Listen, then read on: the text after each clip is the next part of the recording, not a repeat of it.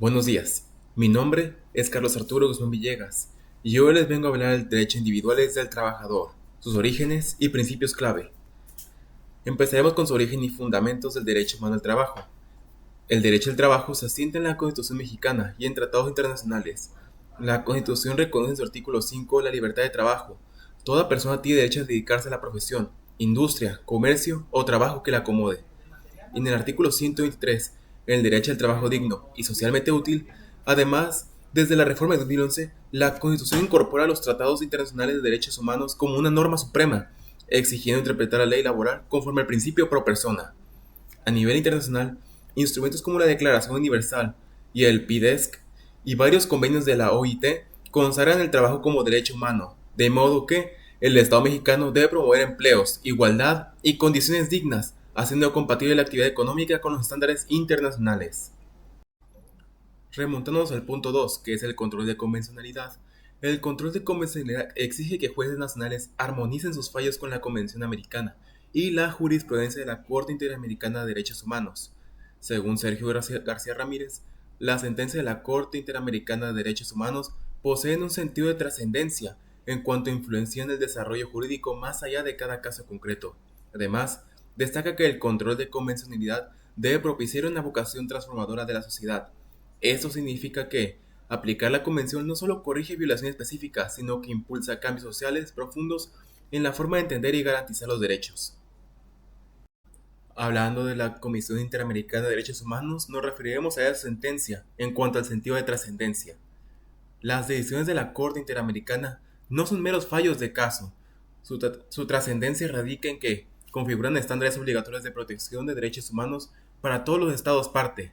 Así lo subraya García Ramírez al señalar que esas sentencias orientan el ordenamiento jurídico interno hacia niveles superiores de garantía, de tal manera que cada fallo interamericano trasciende fronteras y periodos, generando jurisprudencia de largo alcance.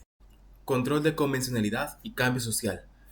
Pues, el control de convencionalidad debe estar orientado a transformar la realidad social. García Ramírez plantea que no basta con aplicar mecánicamente las normas. El intérprete, que es el juez, debe permitir que la norma internacional genere una vocación transformadora, es decir, abrir la puerta a cambios legislativos sociales que mejoren la protección de los derechos en la práctica. En suma, la integración de los estándares interamericanos busca que el derecho evolucione hacia una mayor equidad y justicia.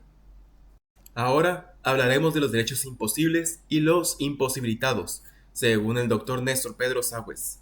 Sagües distingue entre derechos genuinamente imposibles, que son aquellos cuya realización es materialmente inviable dado recursos disponibles, y derechos imposibilitados o falsamente imposibles. Los derechos imposibilitados son proclamados como tales por el Estado alegando falta de recursos, cuando en realidad existirán esos recursos usando los medios necesarios, por ejemplo, por corrupción o desvío de fondos. Así, para Sagües, muchos derechos sociales figuran como imposibilitados, porque hay voluntad política de negarlos, aunque constitucionalmente existan. En cambio, los imposibles serían escenarios de escasez real. Esta distinción resalta la responsabilidad estatal de administrar recursos para no disfrazar indebidamente derechos viables como inalcanzables. Discriminación estructural. Dr. Eduardo Ferrer, en su voto se asciende a Brasil Verde contra Brasil. Según Ferrer, la discriminación estructural implica que grupos históricamente marginados sufren desigualdad sistemática, aun cuando no hay una norma explícitamente discriminatoria.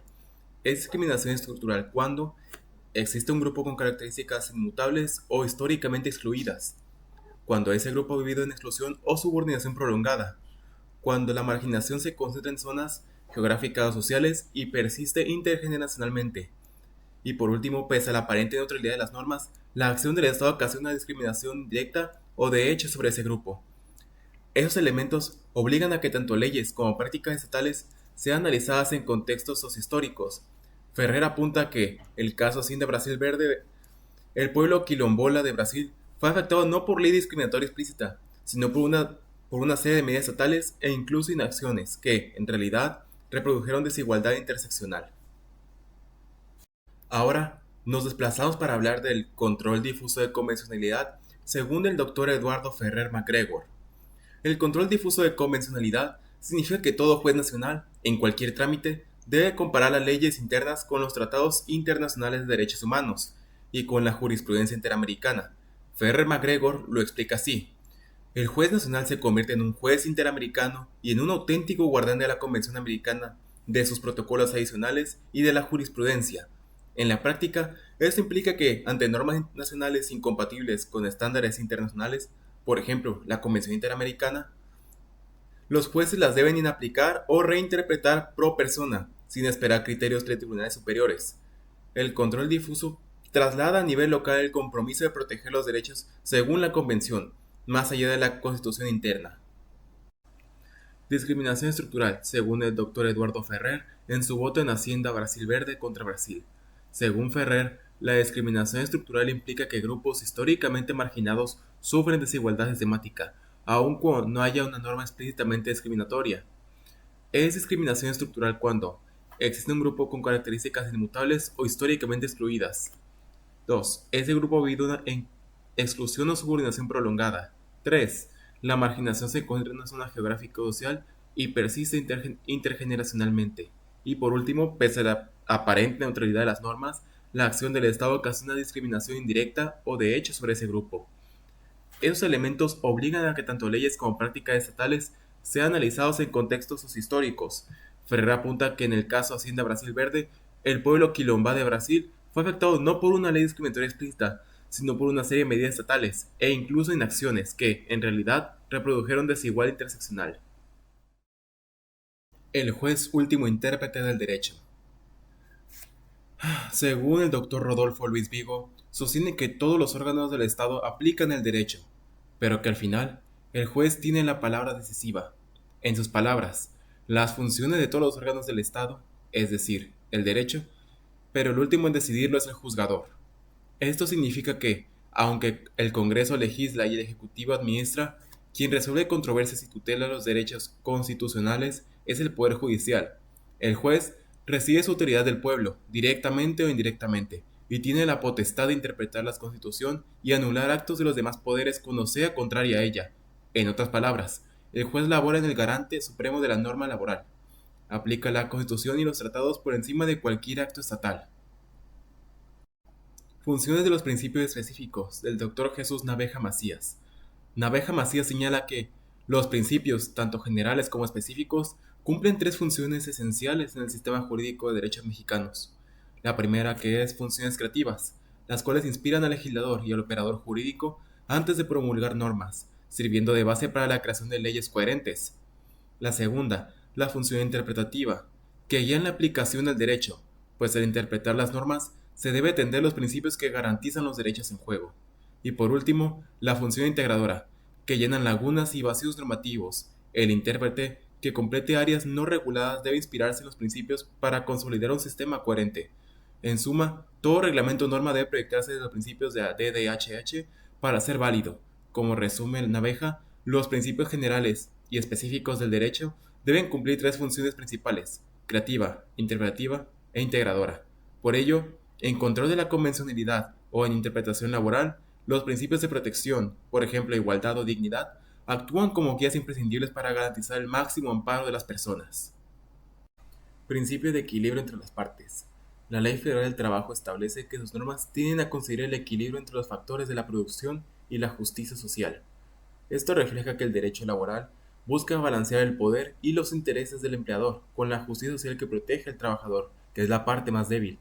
En la práctica, el principio de equilibrio obliga a que convenios, conflictos y juicios laborales se resuelvan ponderando intereses de los empleados y patrones por igual, buscando salvaguardar derechos de ambos. Por ejemplo, en mediación o sentencia laboral, los jueces deben considerar tanto el respeto a la iniciativa empresarial como la subsistencia y dignidad del trabajador, y garantizando que ni los empresarios ni el Estado vulneran las garantías mínimas de los empleados. El trabajo como derecho humano y deber social. Derecho humano al trabajo es la Constitución que afirma que toda persona tiene el derecho al trabajo digno y socialmente útil. Artículo 123. Igualmente, el artículo 3 de la Ley Federal del Trabajo señala que el trabajo es un derecho y un deber social. Reconocer el trabajo como derecho humano implica que el Estado debe crear condiciones para que puedan acceder a empleos dignos, libres de exclusión. En cuanto al deber social del trabajo, el artículo 3 de la Ley Federal del Trabajo destaca que el trabajo no es un artículo de comercio y que su ejercicio tiene además una dimensión de responsabilidad colectiva. Es decir, La Constitución y la ley entienden que cada persona debe contribuir con su trabajo al bienestar general. De este modo, el trabajo se ve no solo como un beneficio individual, como lo es el salario o el medio de vida, sino como un aporte para la sociedad en su conjunto. Fundamento constitucional y del TMEC. Constitucionalmente, el derecho laboral se apoya en el artículo 123, Derechos y Garantías del Trabajo, y en la incorporación del Tratado, artículo 133, que a su vez el TMEC, Tratado de México, Estados Unidos, Canadá, contiene un capítulo laboral que impone obligaciones como adoptar derechos laborales conforme a los convenios de la OIT y hacer cumplir efectivamente las leyes laborales. Este capítulo exige a México, Estados Unidos y Canadá no renunciar ni debilitar sus normas laborales y además incluye herramientas de aplicación directa. En resumen, el derecho al trabajo en México tiene sustento constitucional en sus artículos 5, 123 y 25, y en el TMEC se refuerza mediante compromisos específicos de proteger derechos laborales básicos. Estándares del derecho al trabajo y deber estatal. Los criterios que debe cumplir el trabajo son digno y socialmente útil. Constitucionalmente, el empleo debe respetar la dignidad humana y aportar al interés social. Esto significa que el Estado debe promover empleos decentes, como buen salario, seguridad social, no explotación, que además beneficien al país. Ahora hablaremos del trabajo digno o decente. La Ley Federal del Trabajo define trabajo digno o decente como aquel sin discriminación, con salario remunerado y condiciones seguras. Aquí el Estado debe supervisar su cumplimiento, por ejemplo con inspecciones laborales y salarios justos, para asegurar que toda relación de trabajo cumpla estos estándares. Estos estándares obligan al Estado a velar por la calidad de empleo, crear condiciones legales y regulatorias que garanticen que el trabajo sea realmente digno. Empresas según la Constitución. La Constitución identifica tres sectores económicos con responsabilidad social en el desarrollo nacional: el sector público, sector social y sector privado. En el párrafo noveno del artículo 25 se señala: al desarrollo económico nacional concurrirán con responsabilidad social el sector público, el sector social y el sector privado. Así, en México existen empresas del Estado, como son sector público, incluidas las productivas del Estado en áreas estratégicas, empresas sociales como ejidos, cooperativas y compañías de trabajadores, y empresas privadas, como lo es el capital privado. A las empresas se les exige contribuir al desarrollo sustentable y mejorar la productividad nacional. Su clasificación según el Diario Oficial de la Federación. El acuerdo publicado en el Diario Oficial de la Federación el 30 de junio de 2009 estratifica las empresas por su tamaño, número de empleados y ventas anuales.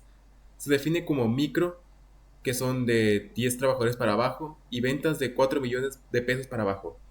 Pequeñas y medianas, de hasta 250 trabajadores, con topes de venta que varían según sector, comercio, industria o servicio. Esta clasificación sirve para diseñar políticas públicas y apoyos diferenciados, créditos, capacitación, entre otros, según la naturaleza económica de cada unidad. Fin último de la tutela judicial. En materia laboral, la tutela judicial protege la aplicación efectiva de la ley, tanto para trabajadores como para empleados. El fin último en casos que involucran a empresas es garantizar la seguridad jurídica y el cumplimiento de las obligaciones laborales, facilitando la resolución de conflictos de manera pronta y equitativa, así como un empleador y un empleado litigan. El tribunal debe restablecer el equilibrio jurídico, por ejemplo, ordenando reinstalaciones o pago de salario, en caso de despido injustificado, claro, con la finalidad general de mantener la armonía social en la relación de trabajo-empresa. En todo caso, la tutela judicial asegura la estabilidad de las relaciones laborales. Para ello, se interpreta siempre en favor del cumplimiento de las normas laborales. Si hay duda, se favorece al trabajador, pero también protege el derecho de las empresas a la certeza y la no exposición a indemnizaciones arbitrarias. Libertad del trabajo. El artículo 5 constitucional declara que toda persona tiene derecho a dedicarse a la profesión, industria, comercio o trabajo que la acomode, siempre que la actividad que elija sea lícita. Esto otorga al individuo la libertad de escoger empleo u oficio, prohíbe el trabajo forzoso y solo permite restricciones judiciales para proteger derechos ajenos o regulaciones públicas justas. En la práctica, ello significa que ningún ciudadano puede estar obligado a trabajar contra su voluntad, salvo para el cumplimiento de leyes, por ejemplo el servicio militar. Fin último de la tutela judicial efectiva. Para las personas trabajadoras, la tutela judicial efectiva tiene como fin último el proteger plenamente sus derechos laborales ante cualquier violación, como salarios, jornadas, seguridad y estabilidad. Esto implica que los tribunales deben resolver los conflictos laborales de manera expedita, garantizando la atención a las pretensiones del trabajador y restaurando, si es necesario, su situación jurídica, por ejemplo, ordenando reinstalación o indemnización. El propósito final es hacer real el derecho del trabajo, digno, evitando que la debilidad económica o social del trabajador le impida acceder a la justicia. Trabajador, trabajador de confianza y representante legal. El trabajador, según el artículo 8 de la Ley Federal del Trabajo, es una persona física que presta un servicio subordinado, bajo dirección, a un patrón. En otras palabras, cualquier empleado que no tenga suficientes directivas generales. Ahora, el trabajador de confianza, según el artículo 9 de la Ley Federal del Trabajo, no depende de su título, sino de la función. Son aquellos con tareas de dirección, inspección, vigilancia o fiscalización de carácter general o que realizan trabajos personales para el patrón. Tienen salario y condiciones especiales, por ejemplo, pueden ser despedidos libremente. Ahora, por último, sería la representante legal del patrón. Según el artículo 11 de la Ley Federal del Trabajo, son directores, gerentes y administradores que ejercen funciones de dirección o administración de la empresa. La ley establece que serán considerados representantes del patrón y en tal concepto lo obligan en sus relaciones con los trabajadores. Es decir, estas personas actúan como agentes jurídicos de la empresa frente a los empleados. Principio de desarrollo económico sostenible. El artículo 25 constitucional ordena al Estado la planeación del desarrollo económico de forma sostenible e incluyente. Establece que debe garantizarse un crecimiento económico que fortalezca la soberanía nacional y permita el ejercicio pleno de la dignidad humana. Más adelante, establece que se apoyará e impulsará a las empresas de los sectores sociales y privados, bajo criterios de equidad social, productividad y sustentabilidad.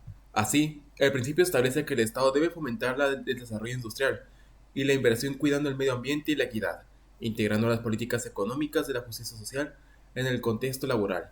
Esto implica que las reglas del trabajo deben promover el, el empleo estable y la productividad sin sacrificar la dignidad del trabajador, armonizando el crecimiento económico con respeto al medio ambiente y la justicia social. Discriminación contra distinción. En el derecho laboral, la discriminación es todo trato desigual, injustificado basado en movimientos prohibidos, raza, género y edad, que menoscabe derechos laborales. En cambio, una distinción objetiva y razonable no se considera discriminatoria. Por ejemplo, la Ley Federal del Trabajo excluye discriminación a la preferencia del empleador por un trabajador sobre otro cuando la selección se basa en las calificaciones particulares que exige una labor determinada. Es decir, no es discriminación seleccionar al más capacitado para un puesto, pues se sustenta un criterio legítimo de la actividad, por ejemplo, la edad mínima para manejar maquinaria, experiencia técnica, entre otras. En cambio, si es discriminación apartar a alguien por su género o raza, pues nada tiene que ver con la exigencia del trabajo. Principio de igualdad y no discriminación. La igualdad significa que todos deben recibir el mismo trato ante la ley laboral. Implica eliminar barreras estructurales que impidan acceso a los mismos derechos. En el ámbito laboral, se habla de igualdad sustantiva, o de hecho, cuando se busca que, más allá de la igualdad formal, los resultados sean justos para grupos históricamente desfavorecidos. La Constitución y la Ley Federal del Trabajo protegen la igualdad sustantiva. Por ejemplo, la Ley Federal del Trabajo ordena tutelar la igualdad sustantiva, eliminando la discriminación contra las mujeres. No discriminación. Es la prohibición de cualquier trato desigual basado en motivos prohibidos por la ley. De acuerdo con la Ley Federal del Trabajo, discriminar es otra distinción o restricción, no objetiva, racional ni proporcional, que tenga por objeto anular los derechos basados en motivos prohibidos. En el derecho laboral, eso se traduce en que patrones no pueden marginar ni despedir injustamente a empleados por criterios como sexo, religión, preferencia sexual, entre otros. Igualdad sustantiva. La igualdad sustantiva busca resultados equitativos, adaptando las reglas para compensar desventajas de ciertos grupos. Por ejemplo, garantiza que no existan obstáculos especiales para que mujeres o personas con discapacidad accedan a mismos empleos. La Ley Federal del Trabajo consagra este principio al declarar que su tutela, la igualdad de derecho elimina la discriminación en el ámbito laboral. Trabajo digno y su relación con igualdad, no discriminación. El trabajo digno, según el artículo 2 y 3 de la Ley Federal del Trabajo, implica plena dignidad humana con el empleo, remuneración adecuada, seguridad social, condiciones higiénicas y ausencia de discriminación. De este modo, trabajar en condiciones no discriminatorias es parte del concepto de dignidad laboral, tanto el principio de igualdad, que exige oportunidades iguales, como el de no discriminación, que prohíbe obstáculos por género u otros, son pilares que existen en un trabajo verdaderamente digno y decente para todos los trabajadores. Preferencia por capacidad contra la discriminación. El tercer párrafo de la Ley Federal del Trabajo Excluye la definición de discriminar las distinciones, exclusiones o preferencias basadas en calificaciones exigidas en el trabajo.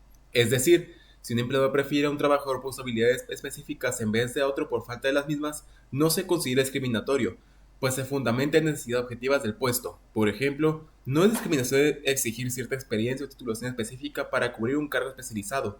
En cambio, sería discriminación exigir condiciones ajenas al trabajo, como estado civil, para un empleo cuando la ley lo prohíbe. Diferencia de trato objetivo y razonable. Para no ser discriminado, cualquier diferencia de trato debe estar objetivamente justificada y ser razonable. Esto significa que la distinción debe basarse en criterios legítimos relacionados con el empleo y proporcionados al fin pretendido. Por ejemplo, autorizar un recargo salarial solo para trabajadores que laboran horas extra. Puede ser razonable para incentivar disponibilidad, pero negar una promoción a una persona por su origen étnico sería una distinción ilógica e injustificada. Principio de supremacía de la realidad. Este principio ordena que, en materia laboral, la realidad concreta prevalece sobre los documentos formales. Si existe discrepancia entre los hechos comprobados y lo asentado en contrato o registro, prevalece lo que realmente ocurrió. En palabras sencillas, se privilegia la verdadera situación del trabajo sobre lo que diga cualquier documento escrito. Esto permite, por ejemplo, que un juez reconozca la existencia de una relación laboral, aun cuando el empleador intente disfrazarla con un contrato mercantil. El juez puede valorar testimonios, hechos e indicios para determinar la naturaleza real de la relación.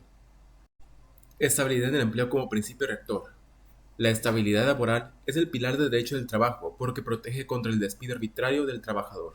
Su importancia radica en que la pérdida del empleo supone una miseria para el trabajador y su familia, por supuesto, por lo que el Estado debe desterrar tácticas que la provoquen injustificadamente. Ferrer MacGregor lo enfatiza como principio rector. La dignidad humana exige que, salvo justa causa legal, la relación laboral se mantenga. Por eso, las leyes obligan a que cualquier terminación de la relación sea motivada y, de lo contrario, se repare el daño. La estabilidad asegura que el trabajador no padezca pérdidas en el sustento de la arbitrariedad y, en conjunto con la igualdad, busca un marco laboral justo. Principio pro persona y control de convencionalidad. El principio pro persona ordena que ante normas con distintos alcances protectores se elija siempre la interpretación que más beneficie al ser humano. Este principio general de derechos humanos se encuentra implícito en el artículo 1 de la Constitución y en tratados. Relacionando con el control de convencionalidad, significa que si una disposición nacional puede interpretarse conforme a estándares internacionales, el juez debe optar por la más protectora de los derechos. Regla contra principio. Las reglas pueden ser temporalmente prescindibles, pero los principios son imprescindibles, pues son valores que orientan el derecho. Sin los principios fundamentales, un sistema jurídico quedaría vacío. Ponderación equilibrada. En la ponderación de principios, ninguno debe anular completamente a otro. Esto garantiza que no se sacrifique la dignidad o igualdad total en aras de interés económico, ni viceversa. Todos los principios relevantes deben sopesarse de forma balanceada. En este contexto, el pro persona fortalece el control convencional al exigir armonizar normas locales con internacionales de manera pro derechos humanos. Ninguna regla o tratamiento, ni interno ni convencional, puede justificar por sí sola la violación de la dignidad o los derechos básicos reconocidos en la Constitución y en la Convención Americana. Efectos de acciones u omisiones estatales injustificadas. Cuando el Estado realiza actos o omisiones laborales que no justifican objetivamente por la Constitución o la Convención Americana, se produce una violación de derechos con serias consecuencias jurídicas. Primero, dichos actos carecen de legitimidad y pueden ser impugnados vía amparo o mecanismo internacional. Segundo, el Estado incurre en responsabilidad internacional por vulnerar obligaciones convencionales, por ejemplo, proteger el empleo. Para las personas afectadas, se abre la vía de la reparación y la revisión judicial de esas acciones, control difuso o concentrado. Socialmente, erode la confianza en las instituciones, se envía el mensaje de que el Estado actúa fuera de la ley o los tratados, lo que obliga al Poder Judicial a corregir y a los legisladores a enmendar normas inconstitucionales o contrarias a la Convención. Discriminación interseccional. La discriminación interseccional ocurre cuando una persona sufre trato desigual simultáneamente por dos o más motivos prohibidos, con un efecto global mayor que el de cada motivo por separado. En otras palabras, las características combinadas, por ejemplo, ser mujer e indígena, generan una barrera particular. La ley federal para prevenir y eliminar la discriminación la define como cuando dos o más motivos de forma concomitante producen un efecto mayor al de la suma simple de cada uno. Esta forma de discriminación reconoce que existen realidades múltiples y acumulativas, y que analizar cada factor aisladamente no refleja las ventajas reales que padece el trabajador. Contratos de capacitación inicial contra prueba. En la Ley Federal del Trabajo hay dos modalidades especiales de contrato inicial: contratación a prueba. Según el artículo 39 de la Ley Federal del Trabajo, el periodo breve de máximo 30 días o hasta 180 días para puestos gerenciales o técnicos especializados al inicio de una relación por tiempo indefinido o largo sirve para verificar si el trabajador cumple con los requisitos del puesto.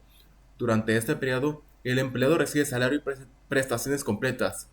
Al concluirlos, el trabajador no demuestra la habilidad necesaria según el criterio del empleador y comisionado laboral, el patrón puede dar por terminada la relación sin responsabilidad. Capacitación inicial. Relación de aprendizaje en la que el trabajador presta servicios subordinados con el fin de adquirir habilidades para un futuro empleo. Dura hasta 3 meses o 6 en puestos de dirección o técnicos. También aquí el trabajador recibe salario y prestaciones integrales durante el periodo. Al término, si el trabajador no acredita la competencia requerida, el contrato se extingue sin responsabilidad para el patrón. Diferencias en vigencia máxima. A prueba son un máximo de 30 días o 180 días para directivos o técnicos, mientras que en capacitación inicial son un máximo de 3 meses o 6 meses en cargos directivos o técnicos especializados. Derechos y obligaciones generados. En ambos tipos de contratos el trabajador tiene todos los derechos laborales habituales, desde salario, remunerador, seguridad social, vacaciones proporcionadas, etc. Durante el periodo, para el patrón la obligación principal es remunerar al trabajador y proveerle los medios necesarios de capacitación o supervisión en prueba. Si el trabajador incumple en cumplir requisitos en el plazo, el contrato finaliza libremente. El empleador no está obligado a ofrecer otro puesto ni indemnizar. Fin de la relación sin responsabilidad del patrón. Exención del principio de estabilidad en estas contrataciones. Estos contratos iniciales no cuentan para la estabilidad del empleo, es decir, el empleador no está obligado a reinstalar al trabajador al terminar el periodo a prueba de capacitación, salvo que judicialmente se declare el contrato inadecuado. La Ley Federal del Trabajo especifica que si concluye el periodo y la relación continúa, se entenderá de tiempo determinado, pero si el trabajador no fue apto, la relación queda extinguida. De ahí que no opere la estabilidad típica de los contratos permanentes. El riesgo de no prosperar la contratación recae sobre el trabajador. En suma, estas modalidades ayudan al empresario a evaluar o formar personal sin firmes garantías de permanencia, lo que excluye la aplicación del principio rector de estabilidad para dichos periodos. Requisitos mínimos de un contrato individual de trabajo. Todo contrato individual de trabajo, cuando no aplique convenio colectivo, debe formalizarse por escrito e incluir información clave, como son datos personales, nombre completo, RFC, CURP, nacionalidad, domicilio y demás datos de trabajador y patrón. Naturaleza de la relación. Tipo de contrato, tiempo determinado por obra, por temporada inicial, prueba, etc. E indicar de si hay periodo de prueba o capacitación. Objeto del contrato. El servicio exacto a prestar descrito con la mayor precisión posible. Lugar de trabajo, donde se desarrollará la labor. Jornada de trabajo como su duración de horario. El salario, que es la forma de pago. Y monto, además de día y lugar de pago concreto. Capacitación y otras condiciones. Si habrá capacitación, condiciones de descanso, vacaciones, seguridad social, etc. Y beneficiarios de pago en caso de fallecimiento del trabajador. La ley establece además que sin documento de escrito válido, se presume contrato por tiempo indefinido y se protegen todos los derechos laborales del trabajador. Contrato por obra determinada contra por tiempo determinado. El contrato por obra determinada se usa cuando el trabajador tiene un objetivo concreto, por ejemplo, edificar una casa, instalar maquinaria específica, entre otros, cuya finalización es incierta. La relación dura lo que tarda en terminar la obra. Legalmente solo procede cuando lo exige la naturaleza del trabajo. Contrato por tiempo determinado. Se considera para un plazo fijo conocido, por ejemplo para cubrir vacaciones o sustituir un puesto para más tiempo preciso. La ley permite que esta modalidad en casos como suplencia o trabajos temporales predefinidos. Contrato por tiempo indefinido. Toda relación de trabajo debe presumirse determinada, salvo las excepciones especiales. En particular, el artículo 39 de la Ley Federal del Trabajo señala que cuando concluyen los periodos de prueba de capacitación inicial y subside la necesidad de trabajo, la relación será indefinida y el tiempo de los periodos se computará como antigüedad. En términos prácticos, eso significa que, salvo los casos tasados por la ley, el contrato es indefinido, el legislador privilegia la continuidad, el trabajo por tiempo indefinido favorece la estabilidad laboral y solo podrán pactarse plazos razonables en situaciones debidamente justificadas. Contratación por temporada. La temporada se aplica cuando las prestaciones del servicio es fija y periódica, pero solo en ciertos periodos del año. Por ejemplo, turismo en verano, labores agrícolas en cosecha. El trabajo por temporada es una variante del contrato por tiempo determinado. Se firma por el tiempo estricto de la temporada y termina al concluir esta. Debe quedar claro en el contrato la estacionalidad de la labor al finalizar la temporada. El patrón no está obligado a seguir pagando, salvo que el contrato indique otra cosa, pues la relación terminó por cumplirse su objeto temporal. Contratación por hora. Introducido por reforma reciente, el contrato por hora permite al empleador pagar al trabajador solo por las horas efectivas laboradas, sin horario fijo. Se usa para trabajos muy intermitentes, por ejemplo, se pactan periodos de trabajo inferiores al día, mínimo 6 horas semanales. Las ventajas radican en la flexibilidad para ambos. El empleador no paga horas muertas y el trabajador puede compaginar horarios diversos. Sin embargo, la Ley Federal del Trabajo exige que se garantice al trabajador un salario equivalente al menos al mínimo por cada hora trabajada y las prestaciones proporcionadas, vacaciones, aguinaldo, seguridad social, entre otras, por las horas laboradas. Esta modalidad busca adaptarse a economías digitales y empleos esporádicos, aunque debe regularse con cautela para no afectar la dignidad laboral. Trabajo a distancia. La modalidad de trabajo a distancia se define por la Ley Federal del Trabajo como la prestación del servicio bajo subordinación, pero fuera de las instalaciones del patrón, utilizando principalmente tecnologías de la información y comunicación. Sus características claves son: el contrato debe indicar que el trabajador se realiza a distancia e incluir los medios tecnológicos proporcionados. El empleador debe asumir los gastos necesarios de equipo, como la conexión y el propio equipo. Se aplican todas las condiciones laborales usuales, salvo la presencialidad física. Se garantiza el derecho a la desconexión digital, como horarios de descanso. Las ventajas incluyen mayor flexibilidad horaria y ahorros de tiempo como recursos, así como acceso al empleo a personas que no pueden desplazarse. Como particularidad, requiere un acuerdo escrito adicional, que especifique el lugar del trabajo remoto y las responsabilidades de cada parte. Durante pandemia y más allá, el teletrabajo ha ganado terreno, demostrando ser viable en muchos sectores, aunque obliga a reforzar controles para evitar el acoso laboral a distancia y asegurar la productividad. Trabajo esclavo. Trabajo esclavo o prácticas similares a la esclavitud son formas extremas de explotación laboral. Se caracteriza por situaciones en las que el empleado está forzado a trabajar bajo violencia, coacción o engaño, recibiendo pagos misérrimos o ninguno y sin posibilidad de renunciar, retención de documentos, amenazas o deudas impagables. En la legislación mexicana se prohíbe expresamente, en el artículo 4 de la Constitución Política de los Estados Unidos Mexicanos, cualquier forma de servidumbre o trabajo forzoso. El trato esclavizante implica tratar al ser humano como cosa, infligiéndole condiciones inhumanas. El Estado y los tribunales deben erradicar este fenómeno aplicando severas sanciones. Por ejemplo, el Código Penal de la Federación sanciona la esclavitud laboral. En esencia, es lo opuesto al trabajo digno. Quien lo padece carece de derechos reales. Desarrollo pretoriano del derecho humano al trabajo en México. Los tribunales mexicanos han evolucionado la protección del trabajo como derecho humano. La Suprema Corte de Justicia ha reafirmado que el derecho al trabajo tiene rango constitucional, artículos 5 y 123, y ha desarrollado garantías de estabilidad, igualdad y remuneración justa como componentes de este derecho. Por ejemplo, en jurisprudencia se ha dicho que el principio rector de estabilidad deriva del artículo 23 y del valor fundamental de evitar la miseria laboral. Además, al interpretar el trabajo como derecho humano vinculado al artículo primero constitucional, se aplica el principio pro persona y se alinea el derecho laboral con estándares internacionales. En conjunto, a través de sentencias y criterios de la Corte, se ha ampliado la cobertura de la protección laboral, como en materia de subcontratación, contratación colectiva, no renuncia de derechos, entre otros, generando un marco más garantista. Esto es el desarrollo pretoriano. Los jueces han llenado vacíos y adaptado el derecho del trabajo a nuevas realidades, siempre bajo la óptica de los derechos humanos. He utilizado diversas fuentes autorizadas, incluyendo textos constitucionales y laborales, así como trabajos académicos y sentencias comentadas, para sustentar cada punto explicado. Cada cita indica su origen, ya sea en códigos y artículos cuando aplica u obras especializadas. Muchas gracias.